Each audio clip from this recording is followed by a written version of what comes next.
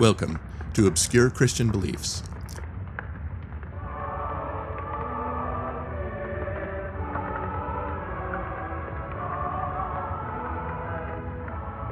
This episode is Take Up Your Cross Daily. All right. Tonight we come to a command that lies at the very doorway of discipleship. It is a command that is not spoken to a crowd. It's not spoken to people who are just curious. It's not spoken to people who are like only half interested. But it is only spoken to those who actually follow the Lord. In Luke 9:23, Jesus says to his disciples, "If any man will come after me, let him deny himself and take up his cross daily and follow me." So that line is almost too familiar. You've heard it in hymns and sermons and sayings, but the meaning has been worn down by repetition, I think. For the disciples who first heard it, this was not poetry and it was not a metaphor. It was a sentence of death. A man carrying a cross was a man who was not coming back. The old life was over. The old identity was done. The old pride, the old grudges, the old self-rule was finished.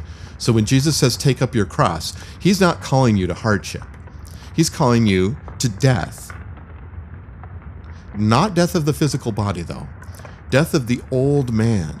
The death of the nature that refuses God. It's the death of the self that insists on ruling its own life. And here is the part that makes his words so astonishing. He says daily. He doesn't say all of a sudden or all at once at a time of conversion or only in a crisis or in a moment of emotional, right? He says daily. Every morning, the disciple lays down the self-life, the old will, the old desires, the anger, the habits, the old story that he tells about himself, and he steps into the life of Christ. This is why Paul says, "I die daily." That's in the 1 Corinthians letter 15. Because the cross is not at the end of the Christian's life; it's the beginning. The natural man hates this command, of course. He says, I want the blessing, but I don't want to surrender. Right? The natural man says, I want the victory, but I don't want to die. I want, what Christ has to offer. I want his crown, but I certainly don't want his cross. But Jesus gives no other path. There is no resurrection without crucifixion. There is no new man unless the old man goes into the grave. There's no following Christ without laying down the self that wants to lead. Let me say that again. There's no following Jesus Christ without laying down the self that wants to lead. Okay, but this is the good news. The part the Lord always intended you to understand is this. The cross you carry is not the weight of punishment. It's the place where Christ meets you.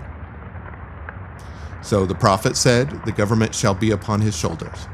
Meaning, the burden you fear and the weight you dread and the surrender you shrink from, he carries it. You do not crucify the old man by your own strength. Christ does it in you. You do not deny yourself by willpower. No, the Spirit gives you a new desire. You do not walk this road alone either. Jesus walks it in you and through you. So remember what he said in Matthew 11, my yoke is easy and my burden is light. The reason the burden is light is that he is on the other side of the yoke. The cross becomes a place of rest because it is the place where self-rule ends and Christ's rule begins. So friend, wherever you are tonight, if you are weary from trying to carry your own life, if the old man has been strong within you, if the burden has pressed you down, hear the call of the Master. Take up your cross daily and follow me. Lay down the old way. Lay down the struggle to rule yourself. Lay down the pride that refuses to surrender. And let Christ take the government of your life upon his shoulders and let him be the Lord where the old man once ruled. Let him raise the new man within you, stronger and more free and cleaner and truer. The cross is not bondage.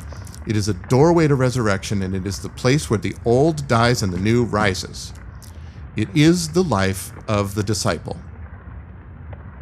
This is the gospel, and this is the word for tonight.